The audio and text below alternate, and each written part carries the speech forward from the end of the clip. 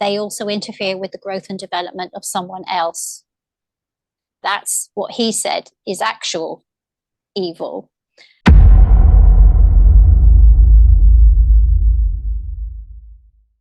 Compared to highly sensitive men in the Western world, I think highly sensitive women suffer less from the effects of attitudes.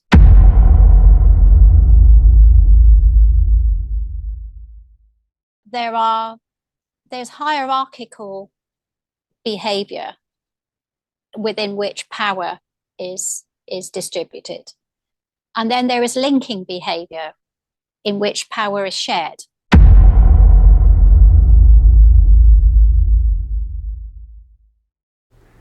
Hi, this is Sifu Slim, author of The Aging Athlete.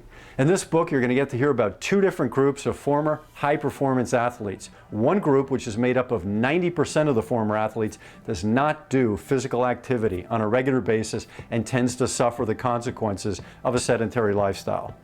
The other group, which is made up of 10% of the former athletes, is doing physical activity on a regular basis and tends to thrive through the aging process, or at least has a better chance at coping with the aging process. We could have taken these folks to a lab and done all kinds of tests on them. Instead, we slowed them down and sat them down and asked them, in their own words, to describe why they're wired the way they are, so that we all, former athletes and non-athletes, can use some of their inspirational and motivational and mindset lessons in our own lives. I hope you pick up a copy today. You can go to theagingathlete.com, and when you have a chance to read it, I'd love to hear back from you to find out what your thoughts are on the stories of these aging athletes.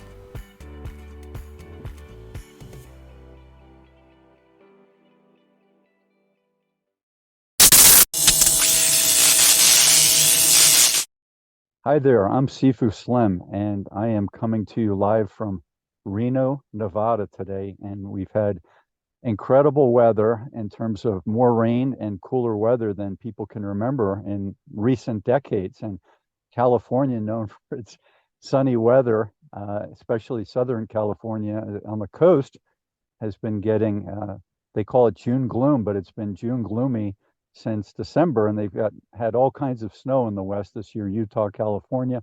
There's still snow on the mountains surrounding Reno, and it affects our behavior. Isn't that interesting how the rain affects our behavior? That when you go hiking, you'll see mountain flowers, the wildflowers that people haven't seen in a long time, and they're thriving at the moment. So you go hiking in these hills that is kind of sagebrush, like a cowboy western movie with John Wayne, and now there are these beautiful mountain flowers. So it's that is impacting people's behavior, people's interactions, and it's really interesting how that's all happened. And we're going to talk about our surroundings, our makeup that we were born with, that we've had since we were conceived, and things that we hope will be interesting to you, especially as relates to the HSP trait, the personality trait, highly sensitive personality, which is not a disorder, it's a trait.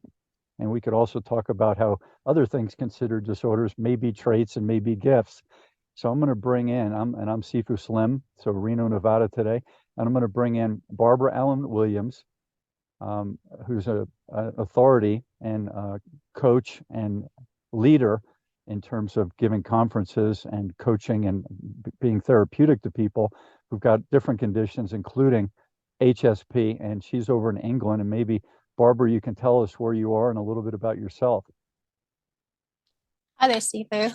I'm in the UK, the United Kingdom, and at the moment I'm in the far southwest in Cornwall, where it is beautifully sunny, and it's a bit like California here, actually.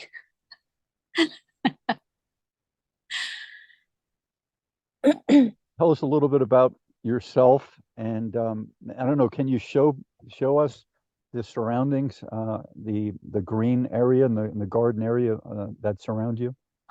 Well, I can show it on my screen here. I don't know if it's maybe too bright, but you can see the garden and the sea out there. That's the landscape here locally.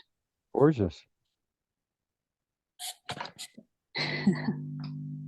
A little bit about myself, you asked. Please. Well, I did a variety of things, but in 1991, I started to train as a therapist. I was a therapist until 2013, and throughout that time, I met quite a lot of highly sensitive people. Started to specialize in them, supervised other therapists, and was a facilitator for groups and so on. But in 2013, I realized that I needed to maybe move a little bit more towards mentoring highly sensitive people. So I've been doing that and then providing training for professionals who work with highly sensitive people, particularly in therapeutic settings. And I've assisted and co-hosted with Jacqueline Strickland in the United States, who's run HSP gathering retreats with Elaine, Aron. And that's been a lot of fun. So I've been to the States a few times. I've been to Santa Cruz. We had a gathering there, and I've been to Canada and different things doing HSP gathering retreats as a co-host. Nowadays, sorry. Go ahead. You finish that thought. I'm just going to say nowadays I'm starting to write more. So I've written a few articles, and I'm in the process of putting something into a book or two at the moment. So the idea of creating balance in your life, and I read that you have 2 books going, and I did 2 at the same time in I think it was 2009 through 2014. I was writing 2 books at the same time, and they both involved a lot of research and a lot of interviews. And I also had 2 jobs at the time. I had a girlfriend, and I was doing jujitsu and fitness and still being social and going to events in Santa Barbara. And I look back at that now that I'm 60, and I said, how did I do all that stuff? And I guess that reminds me of Winston Churchill and some of the stuff that he did before and during and after World War II, and still become this literary, what would I call them, a highly achieving literary scholarly type gentleman. So it's just amazing how people can put some things together and do it all at the same time. Yes. Well, I don't have a lot of experience about writing books, so I've been finding it a little bit complicated, and it started off as one, but then it quickly turned into 2 books, and they needed to be written at the same time. It's sort of the whole process is helping me to sort out what I really want to say in this one by writing down something in this smaller one. So that's been quite an interesting process to navigate, really. So yeah, I'm just still fairly near the beginning of that though at the moment. Do we want to share your website, Barbara, or do you want to wind that down? Well, I'm in the process of reducing the amount of work I do, but I'm still mentoring one-to-one and still providing events for highly sensitive people. So if anyone needs to get hold of me, I'm also on Elaine Aron's list for people who speak about high sensitivity. So my website is growingunlimited.co.uk. So if you look that up, you'll find me. .co.uk. And you have another base in Andover in Hampshire, is that correct? Yes, that's right. Yes. And so I do some of the events there where I've got a dedicated work and training space. And then the rest of the time I'll spend here in Cornwall because it gives me that reflective space that I need as a sensitive person to be able to have my thoughts and be more creative. Could you share the genesis of the work of Elaine Aron and how that impacted the world of neurological therapy, emotional therapy, and if it was accepted eventually by the psychiatric and psychological communities boards, or where that is currently in 2023? I think there's a lot more acceptance now. I think when Elaine Aron first did her research and published her book, there was a fair amount of skepticism. I think partly because people didn't actually realize what a renowned researcher she was. So they thought she was any old person just writing a book. But actually, the research that she did was very well done. And I think with all new things, there's always a little bit of skepticism. And also in the psychotherapeutic community, there was a lot of therapy was based on psychodynamic theory, Freud, and that kind of thing. And HSPs, I think in particular, were slotted into what is called neuroticism on that score. And so when Elaine Aron came along and started to talk about the other side of high sensitivity, the vantage sensitivity, the advantages that sensitive people have, and started reframing their normal needs and behavior, it's taken a little while for people to catch on that, oh yes, I can see why this would be. And of course, a lot of people haven't realized that it isn't just human beings who have highly sensitive people among them. It's actually normal that they've studied in over 100 animals and so on, different species. They find the same percentage of highly sensitive beings. And so it's clearly something that's expected and encouraged in evolutionary terms, I think, this trait. So I think the more people know about high sensitivity, the more they realize that it's a useful thing to know about and to have as a trait, actually. Yeah, the longer you live, we talk about living in the now, living in the present, forgetting the past. But I find that people who are caring people, and then they become more evolved over time, they realize that some of the things that they did in previous years were detrimental to other people, to society, and to themselves. And so they carry that so-called baggage with them. And it can be like a PTSD. And so it goes back to a philosophy I put together maybe 30 years ago, because I knew that if I went into the military, which I thought of doing, I would be the different type of a person. And I'm sure there are people, many people like I am with HSP, and the caring and thoughtful and planning, having the foresight and the intuition. It doesn't always work, but you have the caring intuition it's working on you, and it gives you these ideas about direction and what you're going to do, and how to avoid creating a catastrophe. And so those are some of the things that I thought about how I would benefit a military platoon.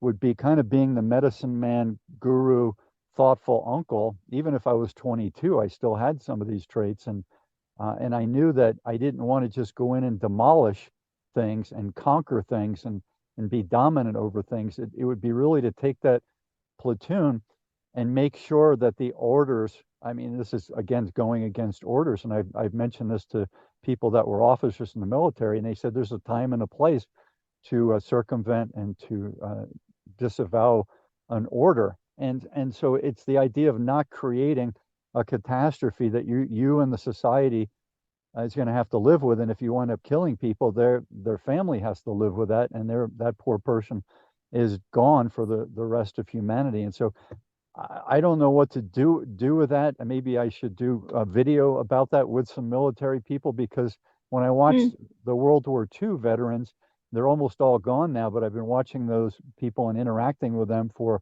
probably 45 years.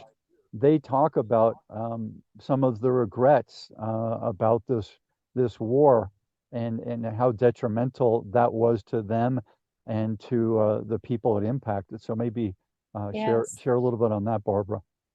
Yeah. I think maybe it might be useful to talk to the mothers of the soldiers who went to war, Yeah, because talk to they the have mothers. quite strong feelings about that. And also they have the perspective of wanting compassion and that sense of loss, that goes with conflict, and wishing that people who do have the power perhaps could be a little bit more thoughtful about their decision making.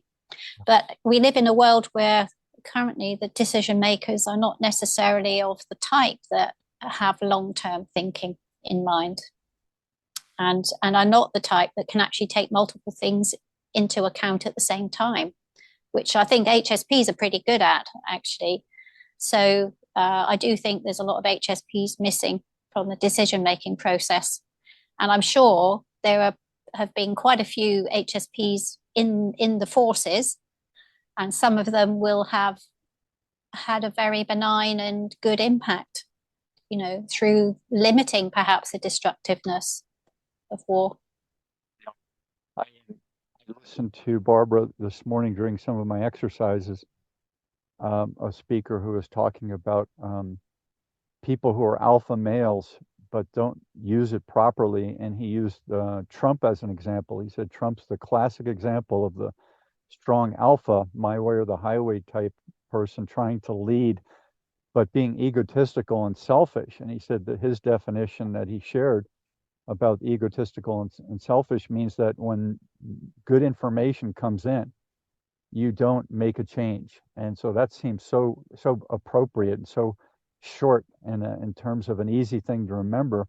New information or any information comes in and you don't make the change, you don't use it properly, you keep on your bulldozer personality, wrecking things in your path and not being more circumspect. Do you have any thoughts on that, Barbara? Yeah, it reminds me of there's a book I read called The People of the Lie, by Scott M. Peck. Was it M. Scott Peck, maybe? And he talked about what's the nature of evil.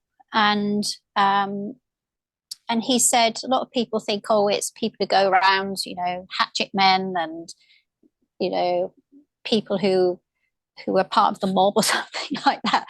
But he said, in reality, evil is an unwillingness to grow, which not taking on new information is an unwillingness, really, isn't it, to grow, because that growth will make changes. But not only that, they also interfere with the growth and development of someone else. That's what he said is actual evil.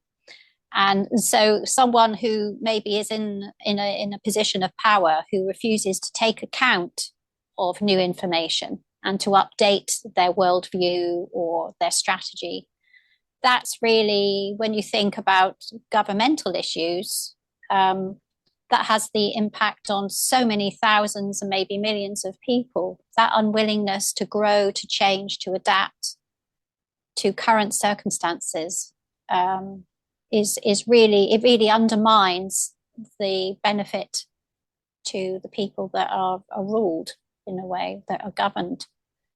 Remind me the title of M. Scott Peck's book.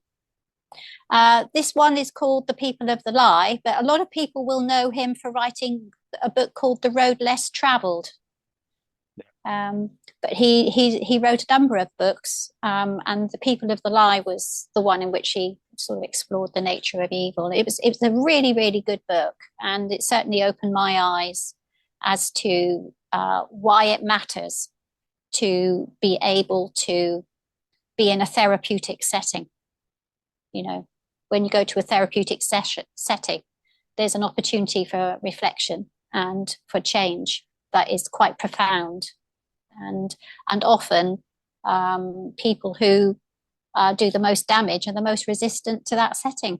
Brene Brown. Is it Bryn? Oh, Brene Brown. Brene Brown. Yes.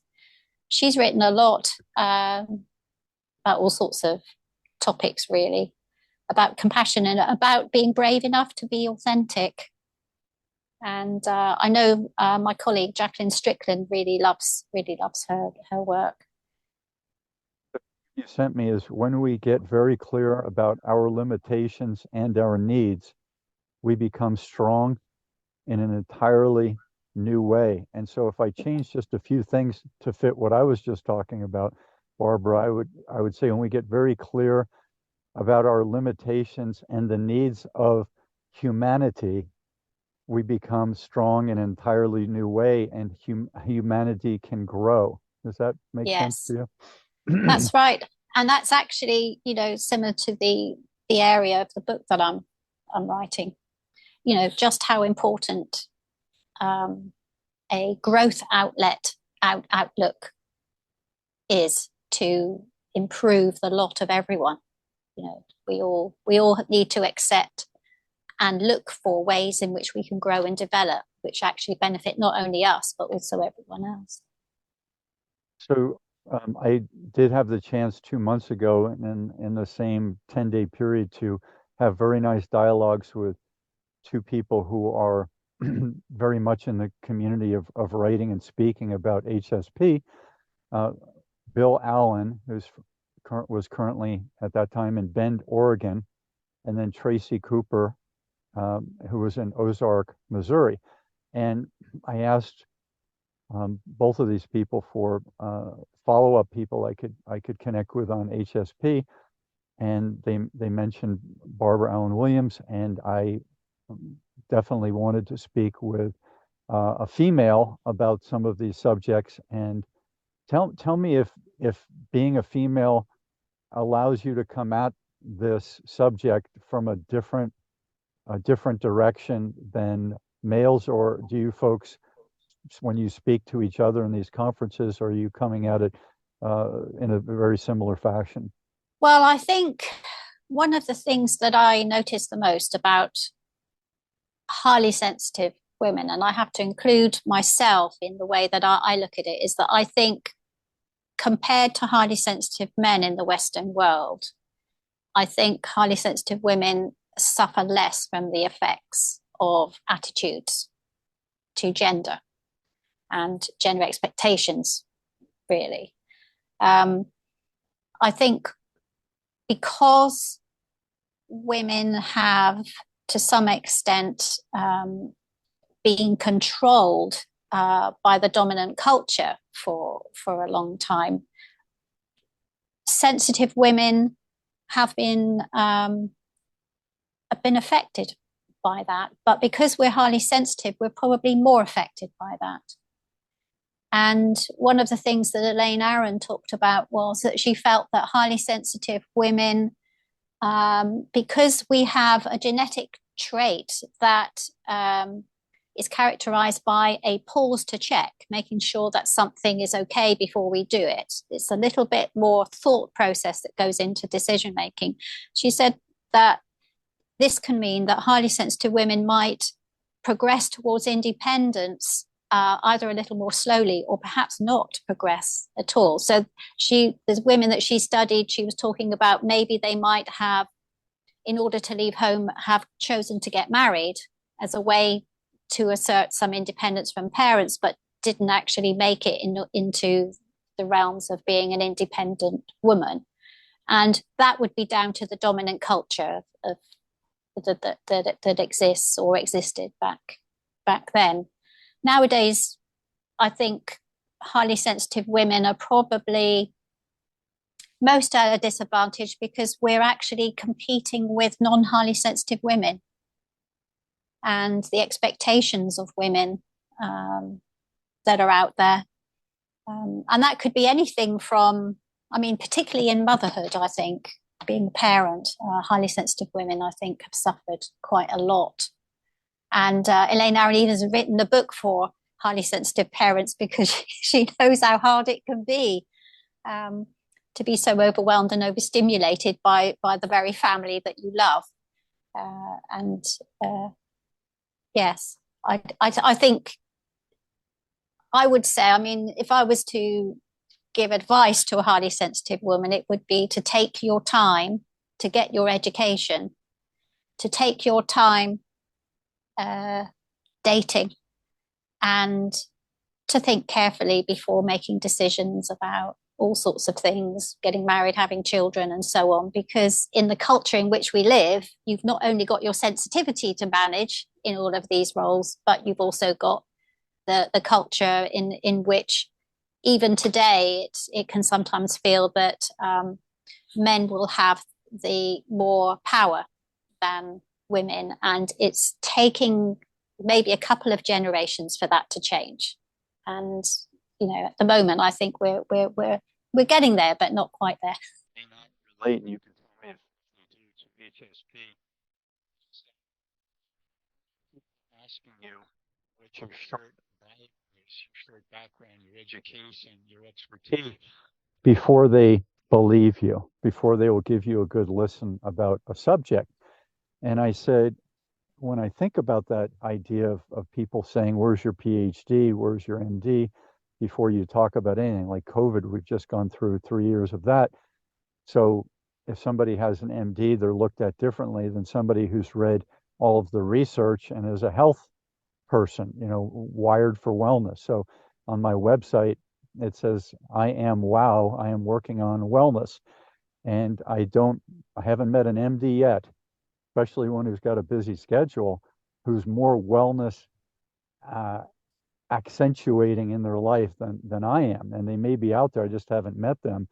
And part of it is because I take the time and the intention to do it, and I'll take time away from work for mind, body, and spirit as I'm able, where a lot of people in the busy rat race are unable to. And then they also, like let's say an MD, they don't have time to read the 20 books I think of import that are very important.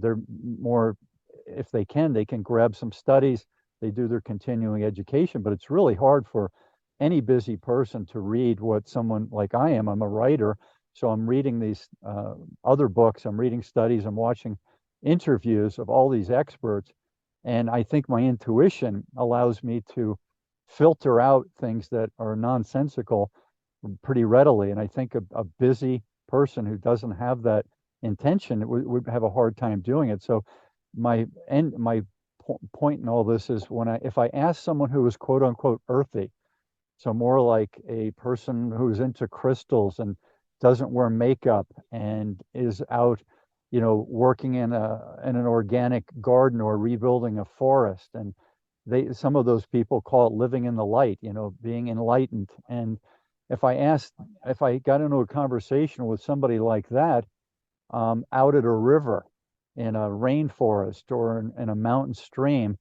and we just started talking, I think there would be far less judgment on that person's part, and there would be less barriers about them asking me what my bio is, where they would look at me and they would sense my intuition, my intentions, my integrity, and my caring, and the fact that I'm sharing it as some observations, hopefully, that I have hypotheses that may be somewhat concluded now, but I'm open to hear counterpoint. So can you take me through this 4 or 5 minutes I've just shared, and tell me what to do with this dichotomy of expressing oneself in the modern era?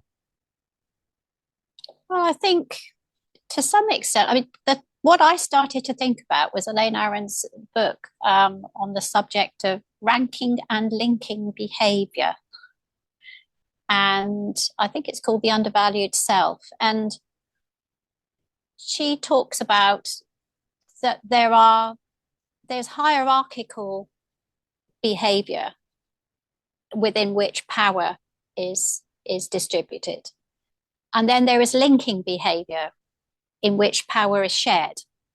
And our highly sensitive people, generally speaking, prefer linking behavior. But what we live within a society that actually works on ranking behavior. So you know more than me, you have more certificates than me, you must be better than me, you have more money than me.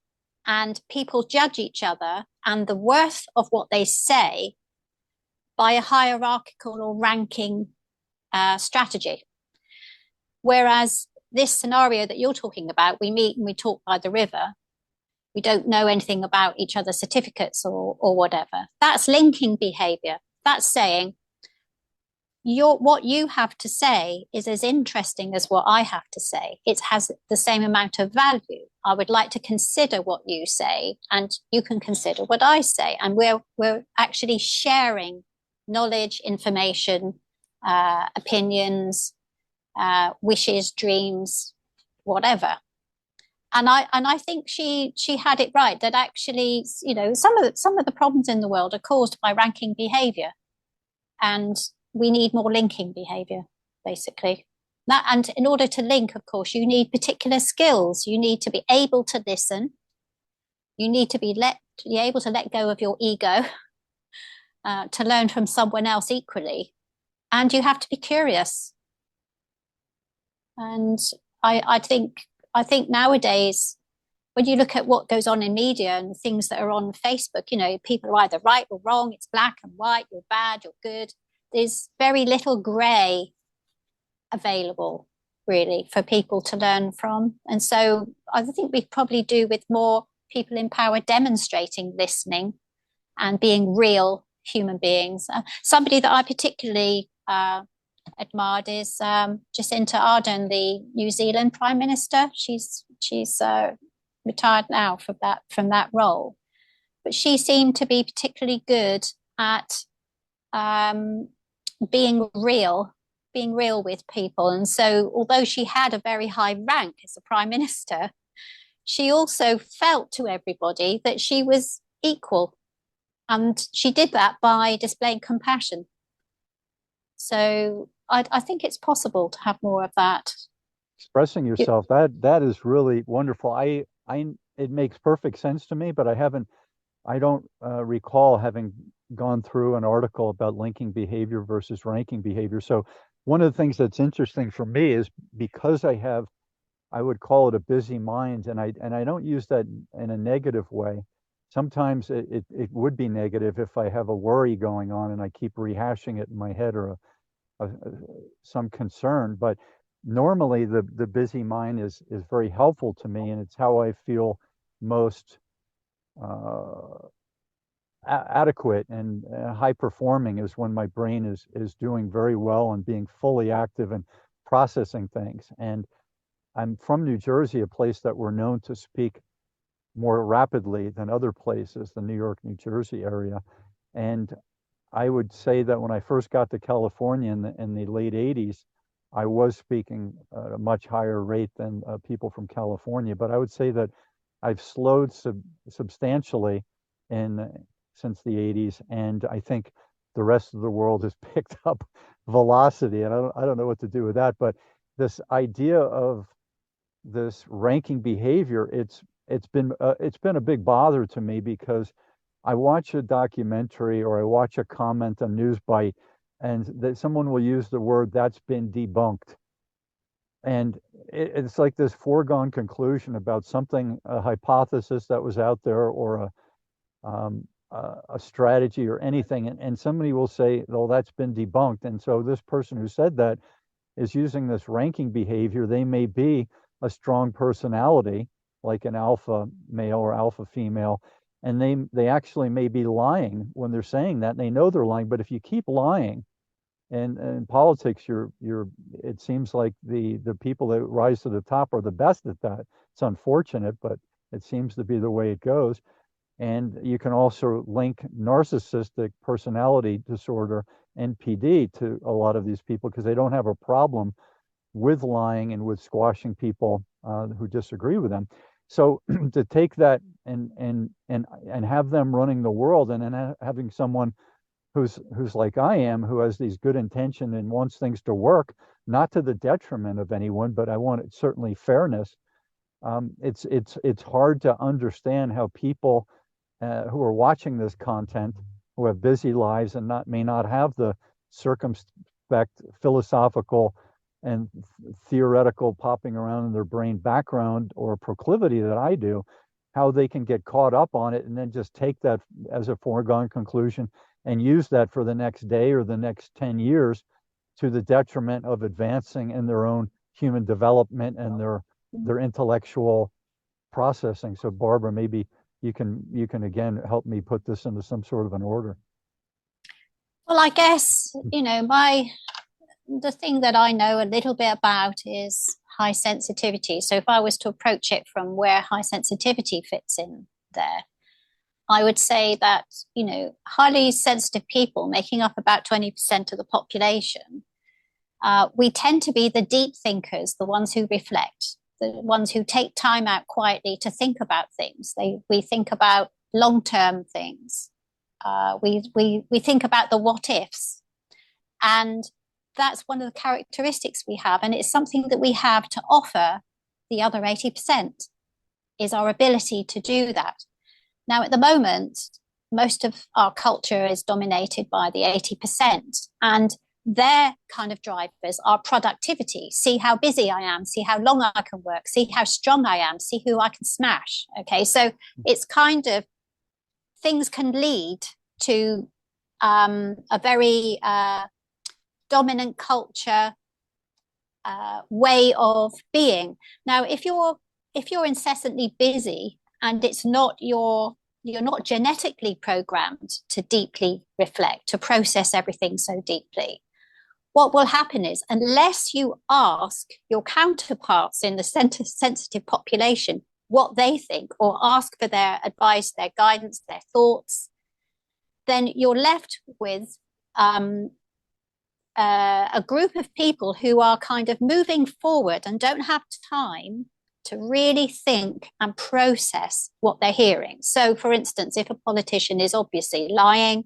if they're just denying something and there is a fallout from it, if you've quickly moved on and you haven't really processed and remembered what you listened to last year from that person and how that is different to what they're saying this year, you actually won't be aware of any of this. You'll just be still very busy, being productive, moving forward, and enjoying your life, basically. And it's the other people who will be thinking, well, that didn't sound like what he said last time, and that's rather strange that he's saying this when this is the case, and things like that.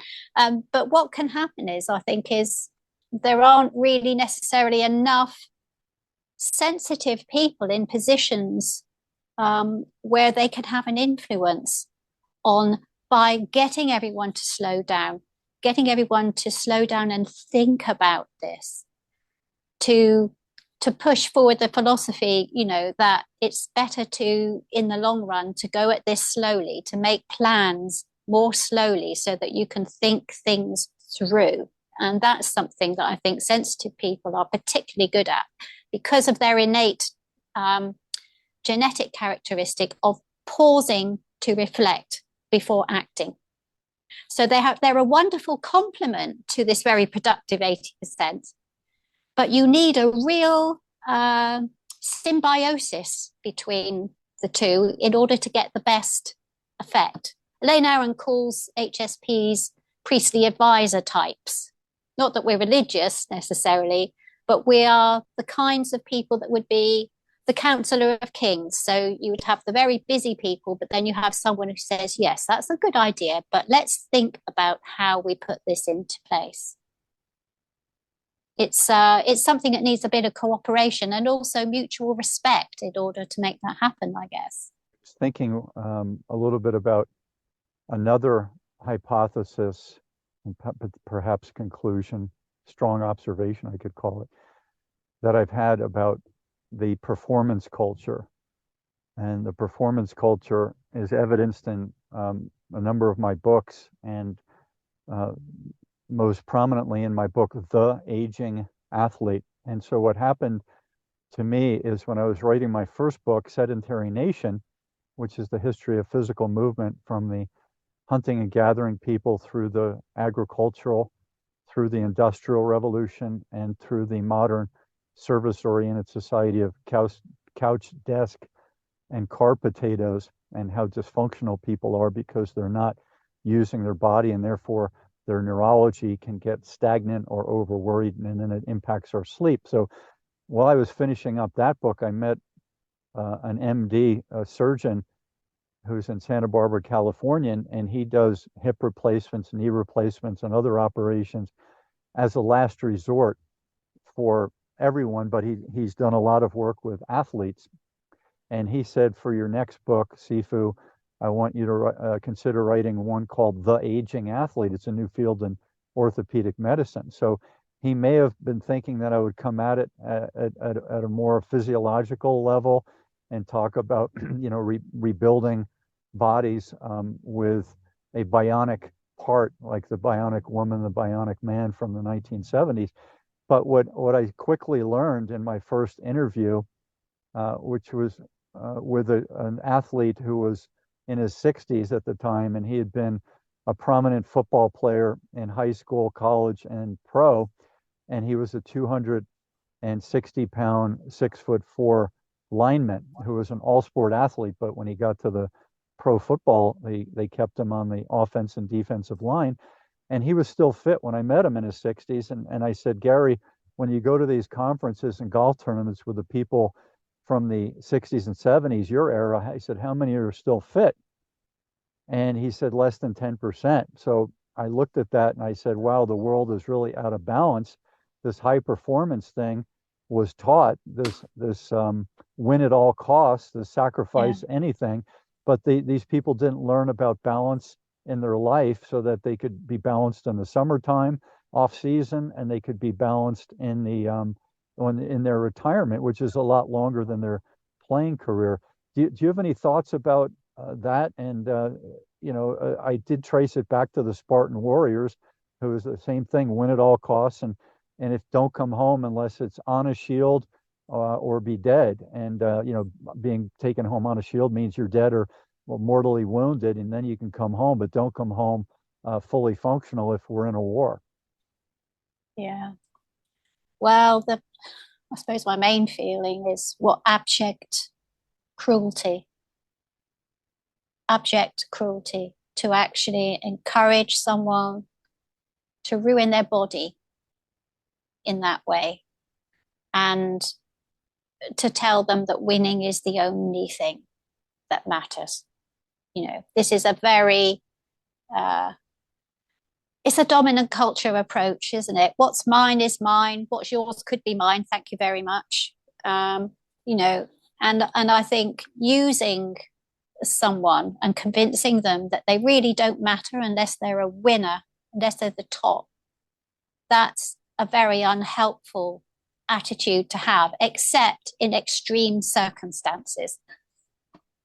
So it's applying extreme psychology to something that is unnecessary. And I mean, here in England, we talk about sportsmanship, and that it says it's as important to play the game as it is to win.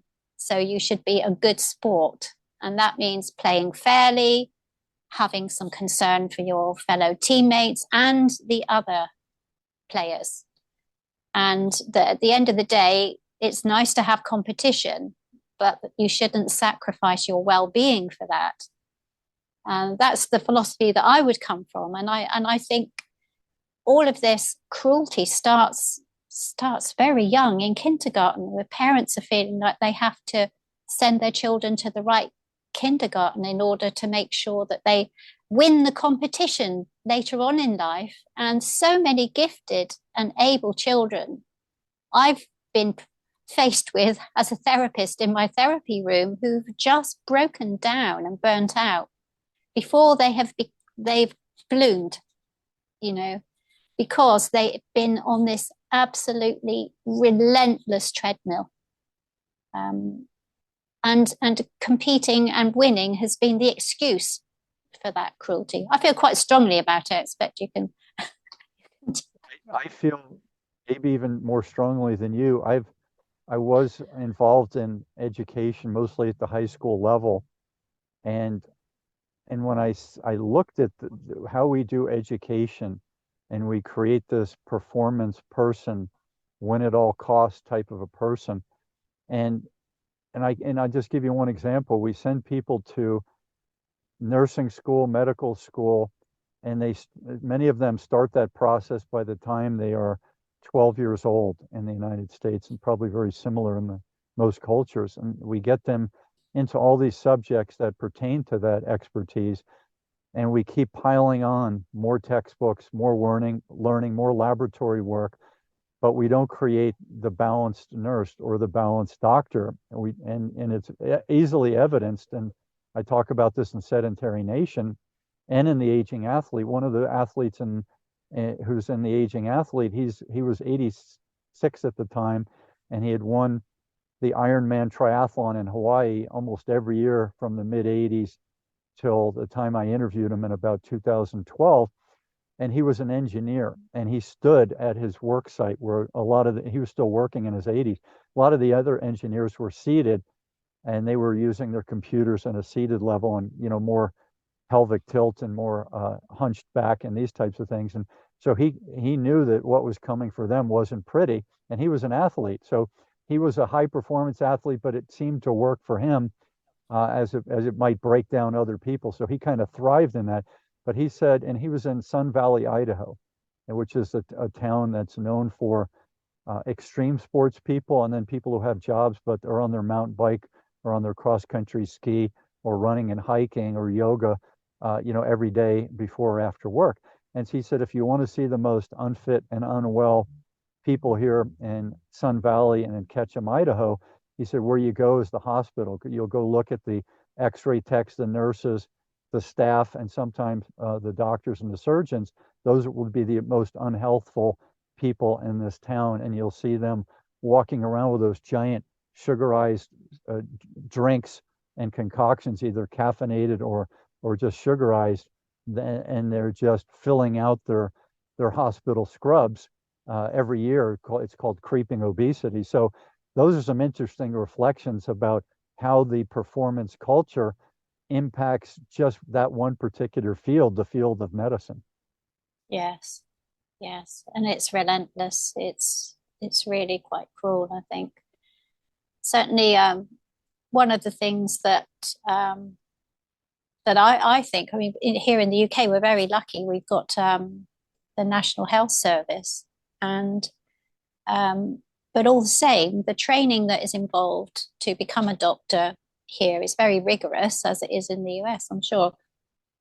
But actually, the only people who really, well, the vast majority of people who actually can get through the training to be a doctor are the 80%. They're the ones who are able to work non-stop, like workhorses.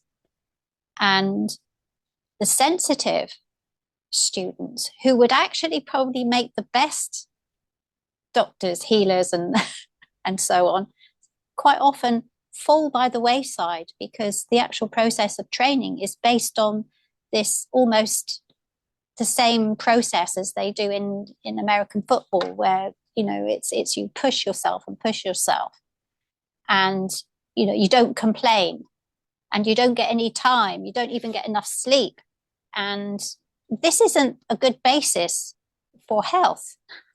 And the medical students, develop some really bad habits along the way just to be able to fit into the system of training.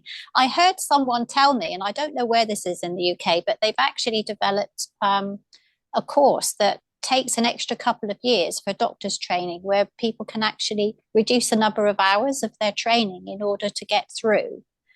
But also it means that they can be more well-rounded and people-oriented, and I think that's a good thing. It means that they actually have time for their intuition as well to take part in the training. People who are rushed often don't do such a good job, in my opinion. They seem to me to fall under the title of balance. And one of the things that I've shaken my head about watching these school people and college people is the notion that we're not creating more balance. And fun is not, in my opinion, is not the ultimate objective, but having fun whenever it's possible is a nice objective. But having life be easy and fun, it's not been part of our human heritage that I can see. But it's this idea of cooperation, making things work, being balanced, being good listeners, allowing people to do what they're good at, and then taking that person so they can train other interested parties. So if we take a hunting and gathering person, somebody might be good at making the arrowhead. So you take that person, male or female, and you have them walk over and teach the other people who want to learn that skill, so that there are more people who know that skill. And that's a good thing for the survival and the thriving of the tribe. But let's say that person who does the arrowhead, and that's their skill, they want to do something else. They may be a little bit like you, that you've accomplished some of these goals in your current trajectory, and you want to do some other things now. Then that's to be lauded when the time and the energy permits and the societal's needs are okay with that. Then you can go over and take that arrowhead maker and let them do something else in the tribe, and then they get stimulated, and they get the different parts of their neurology and their emotions and enlivened and rewarded for being into this new activity. Maybe Barbara, you could share a little bit on that. Yeah. Well, I've just I'm just thinking there's a quote from Aristotle: we are happiest when doing what by nature we were born to do best. And if we're good at something, we kind of innately know how to go about it. And I think people can help us to hone our skills. But it's interesting. I live next door here to someone. He's an elderly gentleman, and he used to be a deep sea diver. But now he actually creates artifacts. He creates tools that people in the Stone Age and the Iron Age would have made. But he does it all in the way that it would have been done then, with the materials that were available. And museums ask him to make things for them so they can put them on display. Now, nobody in his earlier years would have thought, oh, yes, he's going to be someone who makes archaeological copies of artifacts. But he's actually followed all his intuitive skills and his ability to use his mechanical skills as well as his thought processes to imagine what it would require to make that tool and what it meant to the people who were making it. And he clearly has an aptitude for this, and it makes him happy to do it. He's a very interesting person. And I think when we're doing what we are best at, we will be happy. I don't mean the fun happy either. I mean that we get a sense of achievement, enjoyment, and satisfaction from what we do, even if it's been hard. If it's something that we're good at, it's nice to be able to practice that. And what we don't need is for someone to take what we do and twist it into something that's unrecognizable, simply because that's the fashion, you know. So one of the things that I noticed was a change which was unhelpful, I felt, at the time. I worked for 10 years in an addictions charity. And when I first started there, we would take clients. They would come in, we would work with them until they were okay. Then they would leave. And that could involve all sorts of different bits of work with them. But once we had more funding available from core funders and organizations and councils and things like that, the people who had the purse strings tried to decide how we would work with those people. And before long, we had a revolving door of people who would be with us a short time, leave, and then come back again, with either things being worse or feeling very disappointed with themselves, because we weren't able to work intuitively and aim our work at that individual and what they needed, and to just stay with it until it was done. So I think what can happen is all sorts of natural things can get changed depending on who has the authority and power to dictate what the outcome is supposed to be, and even tell a skilled person how they should do it when they have no qualifications themselves. And that can be very frustrating to skilled people, and also very disappointing for the end user of services and things like that. I have a hypothesis I'd like to discuss with someone who knows cultural anthropology or sociology, something along those realms, that has a lot of good statistics and has done some field work. And one of the things I look at, and we're looking at humans and their militarism and their violent behavior and their dominant behavior. I take a look at the bonobos and the chimpanzees, and I say, you know, these bands of chimpanzees fight each other over territory and, you know, resources, and so they'll have 5 males perhaps out there on an ambush party looking for chimpanzees from the band that's in the neighboring area, and they'll try to find you know, a smaller group, 2 people or 1 person, and gang up on that person and maim them permanently or kill them. And I'm looking at this as a part of the overpopulation fact and the resources, the scarcity or the perceived scarcity of resources and this territorial thing. And then and that might be in the background, and then it becomes just part of their normal behavior. And I think the militarism with the society that we can look at from the hunting and gathering people through the modern era, including World War II, is this perceived idea that we have to guard our territory, and sometimes we have to take other people's territory when they have resources, oil, water, agriculture, ports for transportation of goods, these types of things. So I would like to have such a conversation with somebody who's an expert on some of these things. There's geopolitics, there's geography, many pieces will come into this, but maybe even do 3 sessions on this and look at some specific examples of this in ancient times and in modern times and try to make some sense of that. Yes. Yeah. And there's quite a variety among animals in the attitudes that they do have and the characteristics they display, isn't there? There are some more aggressive types of animals who would maim and kill just to achieve some resources. And then there are other tribes of monkeys, for instance, that are a lot more cooperative. And it makes you wonder, what is it that makes the difference between those two different tribes? So yes, I'm sure it would be really useful to talk to someone like that who would be able to explain it.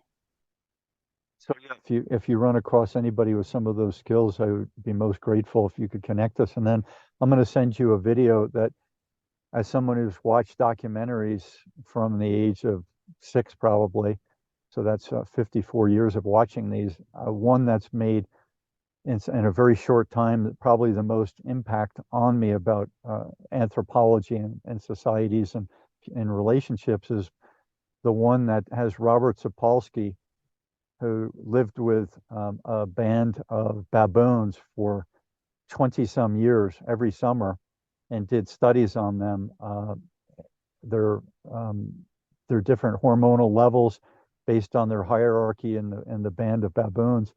What happened in this video? Have you seen that video about the baboons dying? No.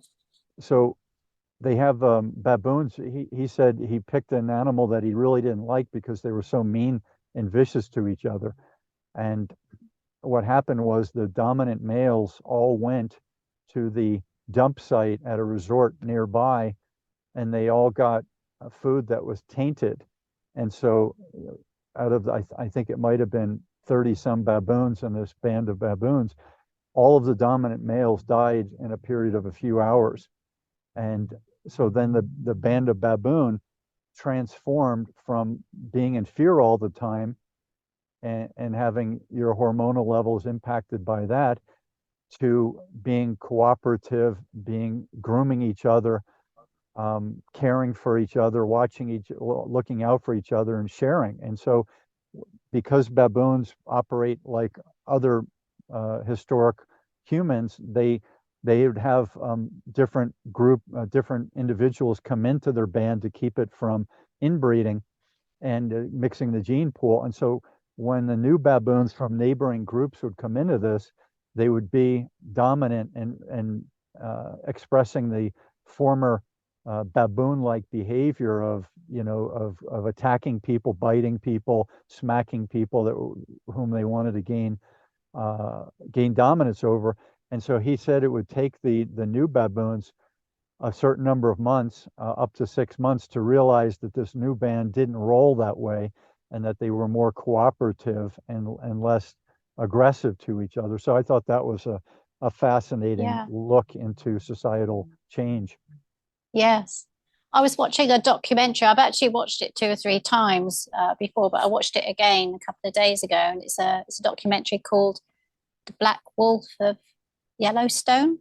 Yes. And that was also, a wolf with a different strategy. Yeah. And he ended up being the leader of the pack in the end, and lived twice as long as the average wolf, which was also interesting, I thought. But when I saw him in the video, I just thought that is just so like a high sensation seeking HSP wolf, basically. He was full of fun and curious, but also interested in new and different things to the pack. So, that was nice. We can wind down now.